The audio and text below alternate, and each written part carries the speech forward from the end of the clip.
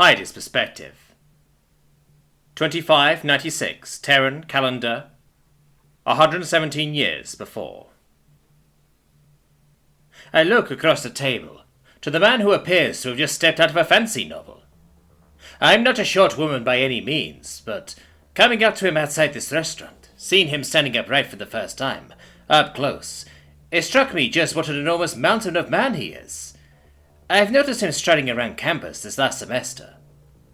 It's rather hard to miss a man with a plaited, blonde, waist-length beard who looms nearly 2 heads above the average guy.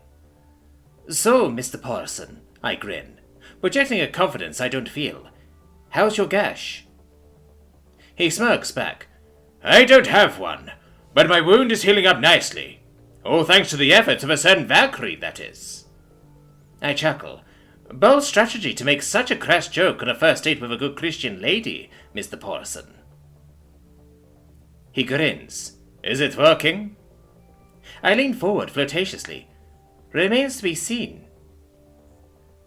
A few moments of eye contact chicken follow, as we wellnessly compete to see who'll look away first. I win. He looks down, a faint blush visible at the top edge of his beard. Awkwardly, he clears his throat and says, Listen, Miss Anado. Heidi, I interrupt. I'm sorry? I'm Heidi to you. I smile, trying to ignore the roller coaster-like swooping in my stomach. He smiles nervously.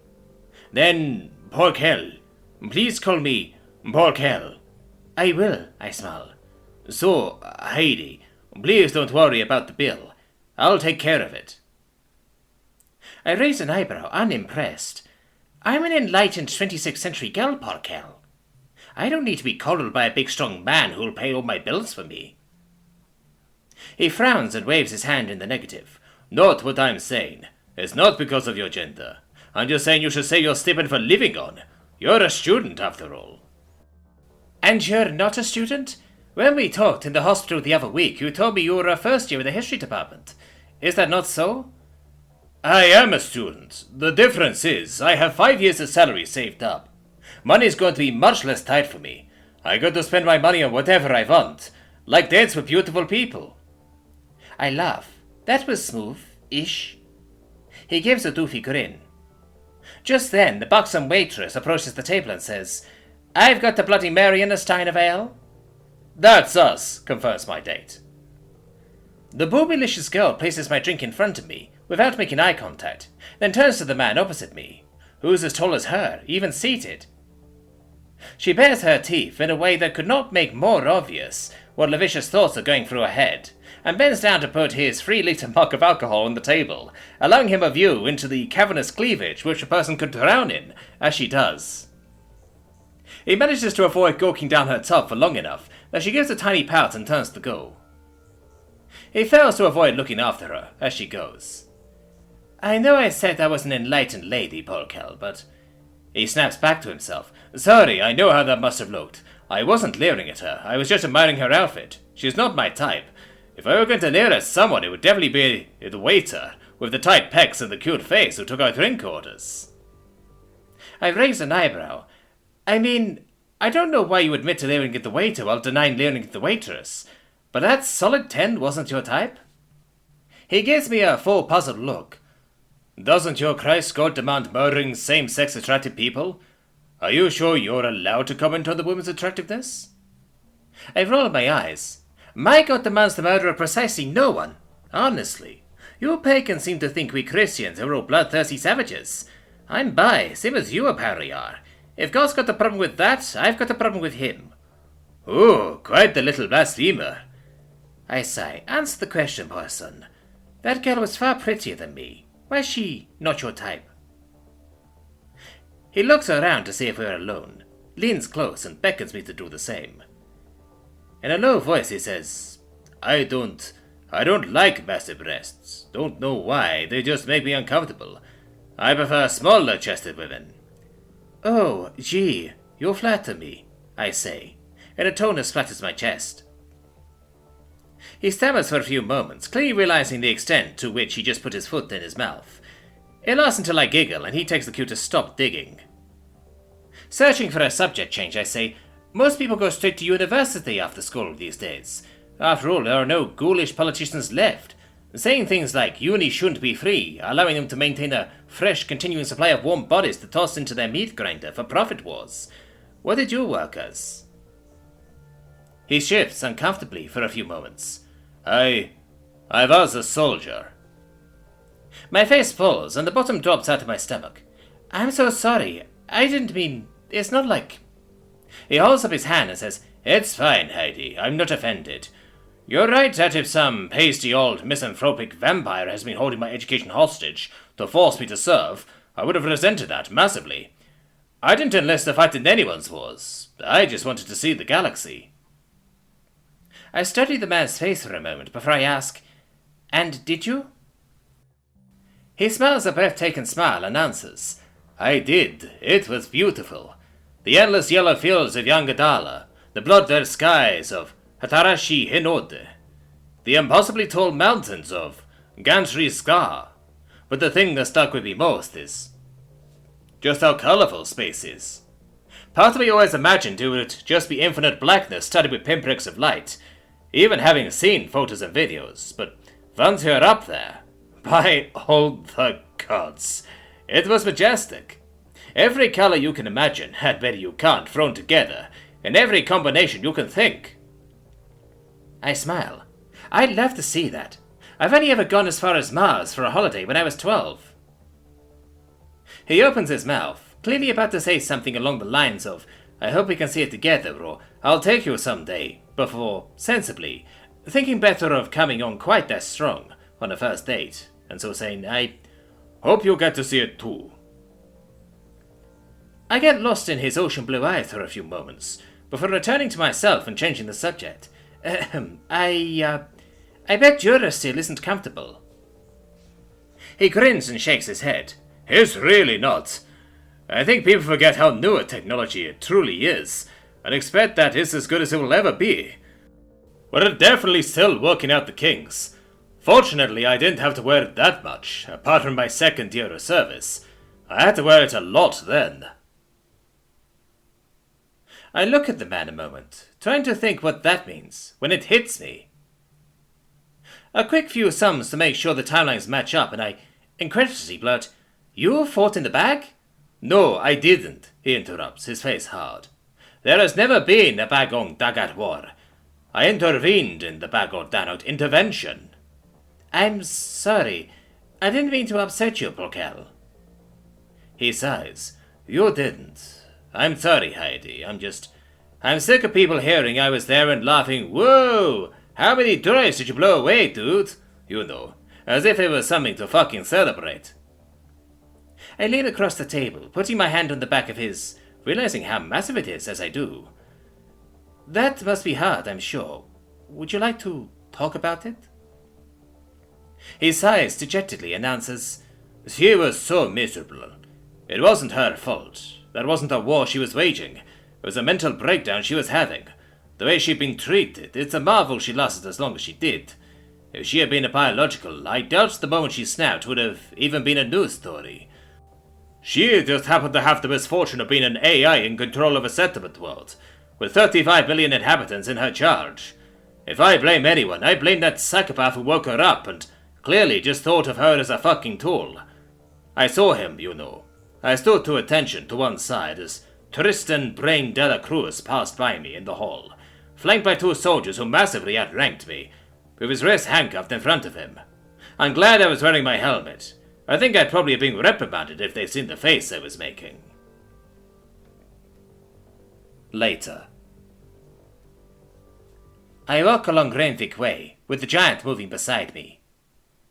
Snow crunches underfoot as we look down on the twinkling lights of Akureyri, and up at the twinkling stars above, devoid of any intelligent life, bar that which came from the planet beneath my feet.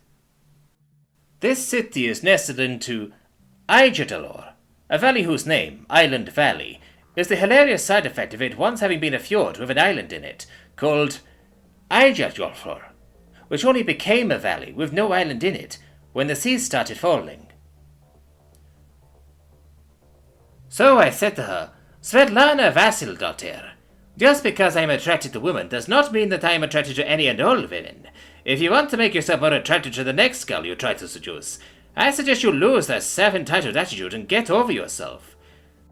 Then I saw that your reenactment wasn't moving right anymore. He booms a laugh. There's the ferocity of Freyr in you, girl. Then a thought seems to occur to him, and he frowns. Let me know if she doesn't take the hint. I'll happily scare her off for you. I smirk and ask, You want me all to yourself, do you? With adorable obliviousness, he shakes his head. No, this offer still stands, even if this is both our first and last date. I stop dead in my tracks and catch his hand. He turns to face me, wearing a puzzled expression. Is this our last date, Porkel? He looks away uncertainly, and clears his throat a little before saying, I'd rather it wasn't. I would love to see you again. I beam and step close to him, beckoning him to bend down. He bends and I surprise him by pulling him into a deep, passionate kiss. He tentatively wraps his muscular arms around me as our lips tussle. At what feels like an eternity of kissing this beautiful man, I break from the kiss and, eyes closed, breathlessly say, I would love to see you again too. Porkel's perspective. 2602. Terran calendar. 111 years before. I look down at my Valkyrie. She has never looked more beautiful than she does right now, in that dress. I recite the words I've rehearsed hundreds of times these past few months. Beloved, I seek to know of you and ask of the gods and goddesses that I be given the wisdom to see you as you are, and love you as a mystery. I will take joy in you. I delight in the love of you. You are to me the whispering of the tides, the seduction of summer's heat. You are my friend, my lover. Grow old and wise with me, as I will do with you. A life before us, of rainbows and sunsets, and a willingness to share in happiness and in sadness. I love you. I adore you. The interfaith pair, marrying us, indicate for us to exchange the gold bands, demanded by her faith, and the swords demanded by mine. I got her a nimble little servo. She got me a gigantic cruciform Zweihandler. The Gohoi proclaims, The two of you are now joined together in the eyes of Odin. May your union be long and prosperous. His wife, the Reverend, proclaims, As a minister of Jesus Christ, I pronounce you husband and wife. What the Almighty God has joined together, let no one put asunder. You may kiss the bride. I bend for the sweetest kiss of my life. Hide his perspective. 2631, Terran calendar. 82 years before. Porkel and I have been married for nearly 30 years, and together for well over 35. Lately, though, he's been distant, distracted, like there's something weighing on him. I still see love in his eyes when he looks at me, but... Christ, I don't want to consider that stolidly faithful man might have adultered, but not much else lines up with the behavior he's exhibiting. I have to cover... Heidi! Comes Porkel's voice from behind me, more resolute than I've heard it for some time. I turned away from the view of the midnight sun, over the veranda railing in the home where we built our life and raised 7 children. My expression is querying. There's something I've realized about myself. I need to talk to you about it. Katrin's perspective. 2678, Terran calendar. 34 years before. There's a man on the news saying stuff. I only understand about half of it. The UTCS Paloma has been attacked and destroyed, ending any hope for peace with this newly encountered consortium of species, calling itself the Galactic Union. I may not understand much of what he's saying, but I recognize fear when I see it. That man has the same expression on his face as the boys and girls in the bunker before we... What did we do? Where was that? I remember being scared. I remember feeling sympathy for the refugees. No? For the enemy? That can't be right. Why would I pity someone who made so many refugees? This is making me unhappy to think about, so I stop. I look away from the screen to an ancient woman holding my hand. I yank my hand away. I'm sorry, ma'am. I'm sure you're lovely, but I'm married. The woman looks distraught. It would be flattering if she were maybe 70 years younger. I know, Catherine. You're married to me. This woman's clearly losing her marbles. Listen, ma'am. My name's Pokel, not Catherine. She shakes her head. You haven't gone by that name in nearly half a century, sweetheart. Now that I hear it, Pokel does feel wrong somehow. No! How dare this hag try and tell me what my name is? How dare she try and claim to be my wife? Obviously, my wife is... What's my wife's name? I remember she was wonderful, but why can't I see her face? Why can't I? You've done something to me. You've taken my memories, I accuse ferociously. The woman bursts into tears in a way that momentarily makes me feel sorry for her. Then I realize if she's the kind of hag who would try to trick me into replacing her wife, trying to make me forget my own wife, well, a woman like that deserves to cry. Heidi's perspective. 2687, Terran calendar. 26 years before. I sit at my wife's bedside, feeling the crushing weight of my years on my bones. I hold her hand. She smiles, faintly, and I think I see a glimmer of recognition in her eyes. Though, that might just be my imagination. Human beings really aren't designed to live this long.